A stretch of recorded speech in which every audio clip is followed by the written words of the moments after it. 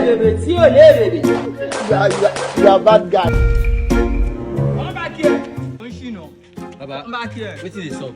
You don't carry another guy. Shey dey make out am. Humanizer. Oh, I want go somewhere. Wetin concern you? Come back here. Now me they talk to. Baba, you excuse me. Na house I rent, no be say I keep person. Wetin dey sup? Rí o jẹ́wọ́ lé ọdún kan. O sọ̀hún tó mi. Kí ló dé? Ṣé wọ́n nìkan ni? O gbé kan lẹ́nu, o gbé kan lánàá, o gbé kan jẹta. Kí ló dé o máa parẹ́ torí bẹ́lẹ́bẹ́lẹ́ bí abẹ̀bẹ̀? Jesus. Junior ọmọ mi, ó béèrè pé obìnrin jáde lọ́wọ́ òun.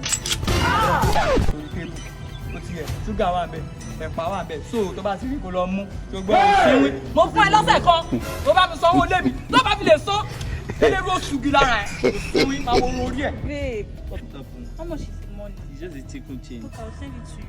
7 every day you come through for me. I had no essence, I know. I dey come. I be joke good. Oh, yeah, so good.